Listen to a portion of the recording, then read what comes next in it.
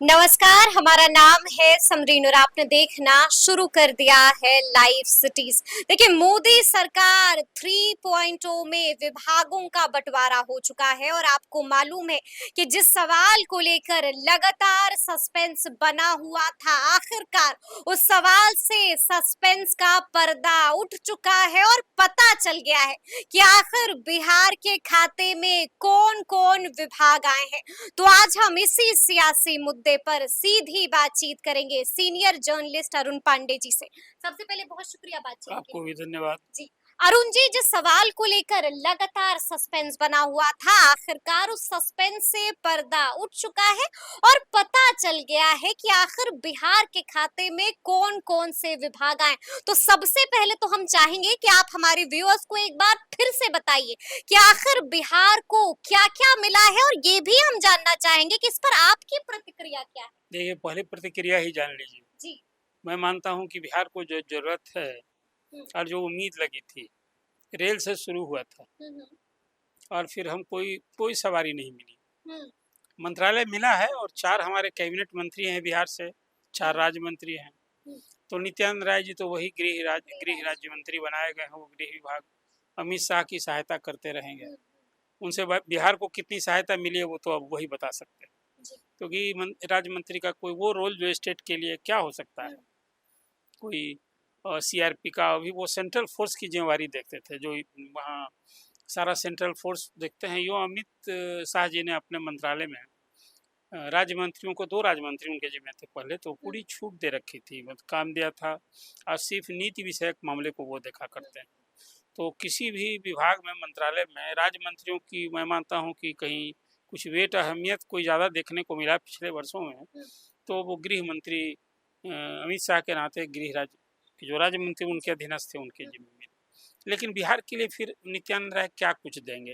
हुँ, सबसे बड़ी उम्मीद केंद्र सरकार में कोई जो मंत्री होता है तो उसके राज्य में उसे ये उम्मीद टिकी होती है। जी, हम सभी उम्मीद कर रहे थे कि बिहार को रेल मिलेगा, हुँ, रेल मिलने से रहा। जी, जब आपने प्रारंभ में केंद्र में जब तीसरी बार नरेंद्र मोदी प्रधानमंत्री बनने जा रहे थे, तो उसी समय लाइव सिटीज ने ये अपने दर्शकों को बताया था कि नई सरकार में भी जो तीसरी बार प्रधानमंत्री नरेंद्र मोदी बनेंगे तो हुँ, उसमें भाजपा की हनक कायम रहेगी। जी, वो कायम होती दिखी। हुँ, सारे महत्वपूर्ण विभाग जिसको आप कहेंगे, न हुँ, सिर्फ वो 4 विभाग कौन होता है केंद्र में? जी, वो जो कहते हैं कि प्रधानमंत्री के लिए वो एक मिरर वाला विभाग होता है, हुँ, उसमें होम विभाग, डिफेंस विभाग, विदेश बिल्कुल, विभाग जी, और वित्त विभाग। वो चारों वही चेहरे हैं, वही हुँ, मंत्री हैं, वही संभालेंगे। सीतारमण वित्त मंत्री बनी रहेंगी। हुँ, हुँ, गृह रक्षा मंत्री मंत्री, अमित शाह, हाँ, अमित शाह राजनाथ सिंह रक्षा राजनाथ सिंह मंत्री, रक्षा मंत्री बने जी, रहेंगे और विदेश मंत्री हुँ, एस जयशंकर बने रहेंगे। शिक्षा विभाग भी महत्वपूर्ण विभाग होता है, धर्मेंद्र प्रधान ही बने वही रहेंगे, बने जी, रहेंगे। जी, हुँ, बदलाव कहाँ हुआ? तो बदलाव हुआ कि रेल मंत्री अश्विनी वैष्णव को एक और विभाग मिल गया। हुँ, हुँ, उनका तो रेल मंत्री रहा ही, एक और विभाग मिल गया, हुँ, सूचना और प्रसारण मंत्रालय। बिल्कुल, बिल्कुल, केंद्र सरकार में बड़ा विभाग माना जाता है, महत्वपूर्ण विभाग माना बिल्कुल, जाता है। जैसे किसी राज्य में उसका मिरर होता है, हुँ, सूचना जनसंपर्क विभाग, तो वहाँ तो आप समझिए कि सूचना प्रसारण मंत्रालय तो बहुत ही हुँ, महत्वपूर्ण विभाग, तो वो वैष्णव जी के जिम्मे रहेगा। हमारे यहाँ बिहार में जो 4 कैबिनेट मंत्री हैं उनके विभाग जो बँटे, हुँ, तो पूरी रात कल देर शाम तक हुँ, हमारे बिहार वासियों को निगाहें टिकी थी बिल्कुल, कि क्या बिल्कुल, मिला हमारे बिहार के उन हुँ, 4 कैबिनेट मंत्री को। जी, तो पहले उनका विभाग बतावें, बिल्कुल, और बिल्कुल, विभाग इसलिए हुँ, बताना ज़रूरी है कि विभाग जब जानेंगे तो उस विभाग से हुँ, हम बिहार वासियों को क्या क्या कुछ मिलेगा मिलेगा? जी, और बिहार के उत्थान और प्रगति की दिशा हुँ, में उनका हुँ, कितना योगदान हो सकता बिल्कुल, है। जी, तो गिरिराज सिंह अब ग्रामीण विकास मंत्री थे। हुँ, जो कुछ ग्रामीण विकास हुँ, मंत्रालय के उनके पास रहा, क्या कुछ बिहार के ग्रामीण क्षेत्रों के हुँ, विकास के लिए उनका योगदान है? देखिए, अंडर फार्मूला मिलता है। अब हुँ, वो जो एक ग्रामीण सड़क की योजना थी, तो सबका पहले ही से कार्य योजना बन गई। हुँ, तो मुझे नहीं लगता है कि ग्रामीण विकास मंत्री के नाते कोई गिरिराज हुँ, सिंह ने बिहार के लिए कुछ एडिशनल योगदान किया हुँ, होगा, हुँ, ये शायद मुझे उम्मीद नहीं लगती। हुँ, अब वो एक तरह से पोस्ट ऑफिस डिपार्टमेंट हो गया था। बिल्कुल, जी, तो वही विभाग तो उनका बदल गया है, हुँ, अब वो टेक्सटाइल मिनिस्टर हो गए हैं। जी, तो वो कपड़ा मंत्रालय सँभालेंगे। अब हुँ, बिहार की जनता उम्मीद करती है हुँ, कि बिहार में कुछ कपड़ा मिल जी, बैठे। बिल्कुल, अब वो क्या बिल्कुल, करते हैं, देखिए, हम बिहार हुँ, सरकार में छात्र छात्राओं के लिए स्कूल में पोशाक की योजना हम चला रहे हैं।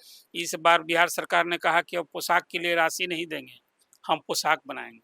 काश, मैं काश कह रहा हूँ कि बिहार में कुछ कपड़ा मिल खुल गए होते, जिन बच्चों के लिए हम गरीबों के लिए वस्त्र बनता है या अच्छे अच्छा आजकल तो टेक्सटाइल इंडस्ट्री का बड़ा ही अब गुजरात में तो धूम है, वहाँ तो धागा का कपड़ा का। यानी कि कपड़ा मंत्रालय जो है वो गिरिराज सिंह के अब जिम्मे गिरिराज आया सिंह है। से जी। उम्मीद जनता को बढ़ेगी कि चलें कुछ बिहार के लिए करें। अब क्या करते हैं उनके ललन लिए सिंह। ललन सिंह के बारे में तो एक उम्मीद थी, हम्म, जदयू के वरिष्ठ नेता हैं, जदयू के पूर्व अध्यक्ष हैं। हम्म, अब उनको मिल गया है, जानती हैं, जी, पंचायती राज, हाँ, पशुपालन और मत्स्य पालन और डेयरी। जी, अब ये विभाग में ये सारा स्टेट का सब्जेक्ट वाला विभाग है। पंचायती राज विभाग में अब कौन सा वो पंचायती राज से जो केंद्र को पैसे मिलते हैं, केंद्र से राज्यों को एक फार्मूला के तहत वो बांटेंगे। अब डेयरी के लिए देखें कुछ करें बिहार में तो, लेकिन ये सारे विभाग जो उनको मिले हैं वो राज्य के अधीन विभाग है। तो राज्यों में जो पशुपालन से, मत्स्य पालन से और फिर डेयरी विकास के लिए कुछ जो योजनाएं चल रही हैं उसमें थोड़ी वो बढ़ चढ़ कर रुचि लें तो कुछ काम हो सकता है। ठीक है। चिराग अब पासवान। चिराग पासवान को मिला है खाद्य प्रसंस्करण विभाग। ये उनके चाचा जी थे ना, जी, पशुपति हाँ, पारस। जिनको डिसलॉज किए, जिनको कहिए कि कहीं का आप तो नहीं रह गए, अब वही विभाग उनको मिल गया है। तो उस विभाग में अब वो खाद्य प्रसंस्करण से देखिए, सच पूछिए बिहार में स्कोप की कमी नहीं है। बिहार में जो आज कृषि आधारित उद्योग, यहाँ फल सब्जी बहुत सारा इसको, लेकिन अब जिस ढंग से चिराग का एक अभियान पूरा चलता था कि बिहार फर्स्ट, बिहार फर्स्ट, जी, तो ये बड़ी चुनौती हो गई है। मैंने आपसे दिन में ही चर्चा में ये बात कही थी कि मंत्रालय मिलने से ज़्यादा महत्वपूर्ण होता है जो जिसको मंत्रालय मिले उसका डेडिकेशन, उसकी परिकल्पना, उसका इमेजिनेशन, ये एक बड़ी बात होती है। अब तो चिराग के सामने, अभी तो यंग है, बड़ी चुनौती। पहली बार कैबिनेट मंत्री बने हैं और कुछ अब वो खाद्य प्रसंस्करण, अभी देख रहा था मैं एक दिन किसी दिन खबर है कि उस मंत्रालय के अधीन कोई दफ्तर यहाँ खुला था, तो जैसे ही पारस हटे तो वो दफ्तर यहाँ समेटने की बात हो रही थी। तो बिहार में तो आप देखा नीतीश जी तो परफॉर्मर रहे हैं। ले आए, देखिए बिहार में कभी रेलवे का जोन था क्या? हाजीपुर अपने क्षेत्र में उन्होंने जोनल हेडक्वार्टर बना दिया। एक किसी इंडस्ट्री लगाने से बड़ी बात होती है। नहीं तो बिहार की जो रेल परियोजनाएं होती थी सब हम लोग बंगाल में उसका दफ्तर हुआ करता था ईस्टर्न रेलवे का, हम सब वहीं से आशा निगाह से देखते थे, कुछ नहीं था। तो अब देखें चिराग के लिए एक बड़ा अवसर मिला है और खाद्य प्रसंस्करण के नाते वो कुछ बिहार में करें। जीतन राम मांझी। अब जीतन राम मांझी जी हैं, अब उनको अभी जो विभाग मिला है, अब उनकी वरिष्ठता का ख्याल लघु और मध्यम उद्योग मिला है। बिहार तो ऐसे ही इंडस्ट्री विहीन राज्य है। हम यहाँ और अब तो आएगी ना इंडस्ट्री। देखिए ना, हम तो मजदूर हब है बिहार। हाँ। हम मजदूर का यहाँ से पलायन और मजदूर का सप्लाई करने वाले। काश जो मांझी जी को अवसर मिला है, अब उसका लाभ अपनी वरिष्ठता का, अपने अनुभव का लाभ उठाते हुए यहाँ और कुछ इस क्षेत्र में, देखिए प्राइवेट सेक्टर में बहुत स्कोप है, कुछ वो प्रमोशन देने की जरूरत है, एक परिकल्पना करके, खासकर जो पिछड़े राज्य हैं बिहार जैसे, उनके लिए वो क्या कुछ कर सकते हैं, देखने वाली हाँ, बात होगी। एक परिकल्पना के साथ अधिकार योजना पर तो एक उम्मीद जगी है कि एक अवसर मिला है वो करेंगे। फिर एक चौथे हैं हमारे पास, तो बताया मैंने चारों की बात, ये चार के पास ये विभाग है। बाकी ये नित्यानंद राय जी के बारे में मैंने प्रारंभ में ही आपसे कहा। रामनाथ ठाकुर जी को कृषि एवं किसान कल्याण मिला है। अब कृषि की भी जो योजना है बिहार में, तो अब जैसे आपने देखा यहाँ कि कृषि रोड मैप के तहत यहाँ कुछ काम हुआ है, लेकिन कृषि क्षेत्र में आज भी जो सबसे बड़ी परेशानी है यहाँ कि एक तो जो कृषि उपज है उसका लाभकारी मूल्य किसान को यहाँ नहीं मिल रहा है। वो एक तरह से कहिए बिहार तो ये सचमुच छलावा हो गया है। हर साल समर्थन मूल्य तय होता है। हमारे यहाँ जितना धान का उत्पादन होता है उसका आप कहिए कि 30-35, तो इनके लिए भी बड़ी चुनौती नहीं, यही होने मैं जा कह रही रहा है। हूँ। देखिए जी। एक तो यहाँ का कृषि उपज बढ़े, बिल्कुल बिल्कुल बिल्कुल। वो इसके लिए कुछ उन्हें, कृषि प्रधान बिहार है जी। तो उसके लिए निश्चित रूप से कुछ। सतीश चंद्र दुबे। अब सतीश चंद्र दुबे जी को मिला है कोयला मंत्रालय वर्चुअली मिला है, खाना मंत्रालय के में कोयला मिला है, और राजभूषण निषाद को? तो कोयला मंत्रालय मिला है तो और उससे क्या कुछ उनकी बिहार के लिए तो कोई कोयला खदान है नहीं, हम लोग से बिहार से टैग है। हाँ। और बिहार में खासकर उद्योग के लिए कोयला जो मिलता है ना, उसका तो मेरी खबर ये है कि ज़्यादा बंदरबांटी हो जाता है। उद्योग के नाम पर देखना होगा क्या देखना कमाल होगा कि करते हैं बिहार राजभूषण निषाद। राजभूषण मिसाल जी को जल शक्ति मंत्रालय मिला है, बट चलिए वो जल संसाधन विभाग है। तो बिहार तो बाढ़ है नियति है हमारे यहाँ। अब उस जल शक्ति जिसको कहते हैं ना, उस शक्ति को नियंत्रित करके बिहार के लिए लाभकारी कुछ करें। अच्छा, लेकिन अरुण जी हम आपसे जानना चाहते हैं, देखिए शुरू से ही लगातार कयास लगाया जा रहा था कि बिहार को इस बार रेल मंत्रालय मिल सकता है, बिहार से कोई ऊर्जा मंत्री हो सकता है, लेकिन तमाम अरमानों पर पानी फिर गया है। देखिए इसको तो आप इस रूप में यदि आप देखेंगे तो ये बिल्कुल आप सही कह रही हैं कि बिहार को लोगों को इस बार उम्मीद है, जैसा कह रहे थे कि जदयू का केंद्र की नरेंद्र मोदी सरकार को स्थापित करने में, उसके बनाने में अब योगदान है। हम यहाँ किंग मेकर हो गए हैं। हालांकि अभी आज देखा आपने कि नहीं, उप मुख्यमंत्री जो बीजेपी के नेता हैं उन्हें तो कह दिया कि नहीं यहाँ कोई विजय सिन्हा जी ना कोई यहाँ किंग है ना किंग मेकर है। पता नहीं उनके कहने का क्या अर्थ था। दिल्ली से लौटते ही बड़ा धमाकेदार तो अब एक बयान तरह से उन्होंने अंडरमाइन किया कि आप लोग झूठ मूठ यदि कोई इतना बढ़ा चढ़ा कर बात कर रहे हैं, परसेप्शन आप लोग जो दे रहे हैं, तो हमें तो लगता है उन्हीं की बात सच है कि सचमुच यहाँ कोई किंग मेकर कहाँ है। यानी कि आप ये कह रहे हैं कि बिहार को ठग दिया गया है। नहीं, बिहार को जो उम्मीद थी ना मंत्रालय के हिसाब से, वो तो अब 4 राज्य मंत्री बने हैं। मैंने आपसे कहा कि राज्य मंत्री अपने आप में उसका कोई बहुत विशिष्ट भूमिका होती है, योगदान क्या करेंगे। लेकिन जो कैबिनेट मंत्री बने हैं उन सब के लिए एक चुनौती है कि ये चारों बिहार की आवाज बने। ये चारों का अपना अपनी प्रतिष्ठा, अपनी हनक हो, हाँ हनक, अपनी चमक और एक में एक स्वर बन के मैं समझता हूँ कि प्रधानमंत्री भी बिहार के प्रति रुचि है, बिहार की राजनीति से वो बहुत नज़दीक से वाकिफ हैं। बिहार से उनकी ज़रूरत है और बिहार को भी उनकी ज़रूरत है। तो यहाँ तो आप देखिए विशेष राज्य का दर्जा, विशेष पैकेज की मांग सब उठती रही है ना। तो मुझे लगता है कि जो 4 कैबिनेट मंत्री हैं ना, ये अपने उस वरिष्ठता का, अपने हनक का, अपने उसका बिहार को लाभ मिला। मंत्रालय के हिसाब से तो मुझे लगता है ना कि कोई विशिष्ट योगदान ये लोग कर पाएंगे, ये उम्मीद अभी से पाल कर रखिएगा ना तो निराशा हाथ लगेगी। अच्छा। लेकिन ये हम कह सकते हैं चारों मिलकर यदि बिहार के लिए आवाज बने और केंद्र सरकार पर भी, तो कैबिनेट में इन लोगों का तो बैठेंगे, कैबिनेट में 30 ही कैबिनेट मंत्री बने। तो इस हिसाब से बिहार को संख्या के हिसाब से हमारे पास 8 तो मंत्री मिले, बिहार को 8 तोहफा मिले और 4 कैबिनेट मंत्री, लेकिन 4 मंत्रालय क्या मिला यदि वो देखेंगे आप, तो सचमुच जो उम्मीद थी हम लोग, ठग दिया गया, उससे तो उम्मीद पूरी नहीं हुई है। पूरी नहीं हुई है उम्मीद। लेकिन हम आपसे ये भी जानना चाहेंगे अरुण जी, आपको क्या लगता है विभाग देखकर नीतीश कुमार संतुष्ट हुए होंगे, खुश हुए देखिए होंगे? नीतीश कुमार को अब जब हम आप इस तरह की टिप्पणी कर रहे हैं तो जो मिला उसमें कोई, मुझे लगता है किंग मेकर वाली भूमिका थी, चाबी थी नीतीश कुमार के हाथ में। नीतीश जी को ऐसा यदि हम आप कह रहे हैं, ये परसेप्शन जो नैरेटिव गढ़ने की कोशिश हुई ना, 240 सीटें मिली है बीजेपी को, तो जो 292 की जो संख्या है, बहुमत का जादुई आंकड़ा पा नहीं सकी तो वो बीजेपी। 52 जो सीटें आई है, वो क्या उनका सब पार्टियों का अपना खुद का योगदान है या उनकी बदौलत उसमें भी बीजेपी का योगदान रहा है? इसको इस रूप में समझा जाना चाहिए। बिहार में यदि एनडीए 40 सीट के ले रहा, तो हर दूसरे के पूरक थे।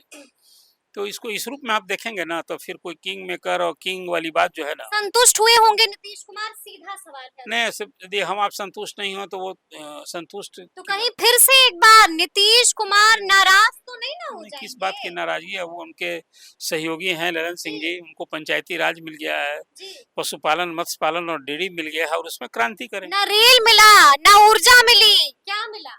नहीं देखिए, अब यहाँ कौन सा बिजली का तो सारा प्रोजेक्ट सब सैंक्शन है। आपने देखा, अब तो इधर के वर्षों में मैं देख रहा था कि ज़्यादा वो सब रिन्यूएबल एनर्जी पर, इस सब पर जोर, अब तो थर्मल लगाने पर नीतीश जी का भी जोर नहीं था, अब पवन ऊर्जा पर बहुत जोर डाल रहे थे। तो कुछ चीज़ें ऐसी है ना, थर्मल तो बना है ना, 2-3 तो अभी निर्माणाधीन है, एक कमीशनिंग हो गई है, उद्घाटन वो जो चौसा वाला है। तो कोई अभी यहाँ जरूरत है, सच पूछिए बिहार में जो रोजी रोजगार, इसके लिए कैसे हो। बिहार में सबसे बड़ी समस्या देखिए महंगाई और बेरोजगारी, ये तो न सिर्फ बिहार, पूरे देश की समस्या है। लेकिन हमारे यहाँ रोजी और रोजगार, ये जो बड़ी समस्या है, इसके लिए निश्चित रूप से अब वो इस चारों कैबिनेट मंत्री मिल करके क्या कुछ इस बार बिहार के लिए करते हैं, ये सचमुच मैं मानता हूँ इन चारों के लिए एक और बातें रह गई बड़ा चैलेंज है कि 8 मंत्री मिले हैं, लेकिन देखिए बिहार राजनीति में जात भी एक सच्चाई है। बिल्कुल तो इसमें जो 8 मंत्री मिले हैं ना, तो 2-3 जात का प्रतिनिधित्व नहीं मिला है और सियासी गलियारे में एक बड़ी चर्चा की बात हो गई है। अब इसमें कोई राजपूत जाति से नहीं है, मुसलमान भी गायब है। हाँ, मुसलमान भी नहीं है, कुशवाहा मुसलमान तो खैर इस केंद्र की सरकार में हाँ। कोई वोट बैंक वाला बात तो है नहीं ना, लेकिन कुशवाहा जाति और फिर वैश्य जाति, इसका भी कोई प्रतिनिधि नहीं मिला है। चर्चा थी कि सिग्रीवाल, जनार्दन सिंह सिग्रीवाल बनेंगे मंत्री, तो वो होने से रहे। फिर वो चर्चा थी कि कोई वैश्य में संजय जायसवाल की चर्चा हो रही थी, उनको भी नहीं अवसर मिला। अब राजीव प्रताप रूडी की हाँ, चर्चा थी। राजीव प्रताप रूडी और रविशंकर तो केस थोड़ा डिफरेंट ना है, वो मंत्री थे हाँ। पिछली सरकार में और ड्रॉप हो गए थे, ड्रॉप हो गए थे, तो उनको फिर से बनने का कयास भर था। हाँ। लेकिन ये लोग तो नए अवसर की वाली बात थी, तो नहीं हुए हैं, कोई आधियावादी भी नहीं है। नहीं, जी। ये सब एक है कुछ। अच्छा, हम आपसे ये भी जानना चाहते हैं अरुण जी, क्या लगता है चिराग पासवान और जीतन राम मांझी अपने अपने विभाग से खुश तो होंगे ना? हाँ हाँ, देखिए अब मंत्रालय तो जो मिला है, अभी लोग को तो प्राइम मिनिस्टर से कोई मांग कर विभाग नहीं ना लिया जा सकता है। दूसरी बात, रामविलास पासवान की एक दूसरी हनक थी, मुझे वो याद है कि उनका एक मंत्रालय में हेर फेर हुआ था। पहले वो कोयला मंत्री थे, चेंज हुआ था, फिर शायद पोस्टल उनको हो गया था, तो एक उनकी नाराजगी हुई थी, रिफ्लेक्ट किया था। अभी सब लोग तो केंद्र में पहली बार जीतन राम मांझी बने, भले यहाँ मुख्यमंत्री रहे हैं, चिराग को सबसे उम्र दराज पहली बार अवसर मिला है, तो अब इन लोगों को जो मंत्रालय मिला है उसी से अब अपना जलवा दिखावे, उसी में अपना जलवा दिखाना होगा। चलिए, एक आखिरी सवाल है अरुण जी, क्या लगता है आपको विभागों के बंटवारे के बाद क्या एनडीए में एक बार फिर से खटपट दिखाई देगी? नहीं, किस बात की खटपट होगी? मनचाहा विभाग नहीं, विभाग के लिए एक विभाग तो अभी एनसीपी का वो पार्टी है ना, उसका तो प्रतिनिधित्व ही नहीं हुआ। वहाँ भाजपा की ओर से कह दिया गया था कि भाई जो हमारे सहयोगी दल है सबको एक एक हम राज्य मंत्री बनाएंगे। तो प्रफुल्ल पटेल महाराष्ट्र में नेता हैं बड़े एनसीपी के, और उनको कैबिनेट मंत्री रह चुके थे, हुआ कि नहीं आप स्वतंत्र प्रभार राज्य मंत्री हम देंगे, राज्य मंत्री ऑफर को उन्होंने ठुकरा दिया। तो बीजेपी की जब ऐसी कार्यशैली है, उसमें कोई विभाग के लिए कहाँ उठा होगा, घर में बैठेंगे कल कि सब कोई मंत्रालय संभालेंगे। अब नया उत्साह और के साथ सबों के साथ जो मंत्रालय मिला है, देखिए एक बात तो मानिए कि केंद्र में कोई मंत्रालय छोटा और बड़ा नहीं होता है। कुछ मंत्रालय है जिसका सीधा कनेक्ट जनता से होती है, जैसे आप रेल की बात कर रही हैं, रेल सीधे है, जैसे स्वास्थ्य, अब तो स्वास्थ्य के लिए केंद्र, जेपी नड्डा के हाँ, केंद्र के जिम्मे भी, केंद्र के अधीनस्थ भी अस्पताल हैं, इतने अब एम्स से हो गए। और हालांकि वो हेल्थ तो स्टेट का भी सब्जेक्ट है, और केंद्र सरकार चिकित्सा शिक्षा में सुधार के लिए बहुत सारी राशि देती है, योगदान देती है। हम फिर कहते हैं अब बिहार को अब लड़ने के दिन दूर हो गए, अब एक प्रोएक्टिव अप्रोच करके एक डबल इंजन की सरकार है, तो उस अनुरूप जनता की उम्मीदें हैं, उस उम्मीद पर इन लोगों को खरा उतरना चाहिए। अन्यथा जिस ढंग से अभी असेंबली पार्लियामेंट के चुनाव में झटका लगा है ना कि इंडिया का कद छोटा हो गया है, तो आने वाले, अब तो विधानसभा का चुनाव है, अगले साल वही परीक्षा न होगी, अग्नि परीक्षा होगी। और अभी से बीजेपी ने कह दिया है कि नरेंद्र मोदी के ये नीतीश कुमार के चेहरे पर भी हम चुनाव लड़ेंगे। प्रशांत किशोर की भी एंट्री हो रही है। हाँ, प्रशांत किशोर भी आ रहे हैं, और वो तो जैसा यानी कि चुनौती जो है वो हर तरफ से नहीं, प्रशांत किशोर तो वो अब जो जैसे दिल्ली में और पंजाब में आप पार्टी ने एक इतिहास रचने का काम किया ना, कांग्रेस तो पहले साफ हो गई थी, बीजेपी भी वहाँ हवा में उड़ गई, और उसी तरह से पंजाब में आपने देखा सारे अकाली दल कांग्रेस सब हो गए।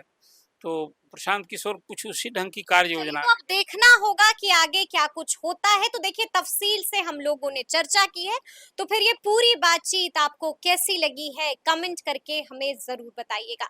तो ऐसे तमाम अपडेट्स के लिए ऐसे ही हमारे साथ बने रहिएगा और देखते रहिएगा लाइव सिटीज। बहुत शुक्रिया।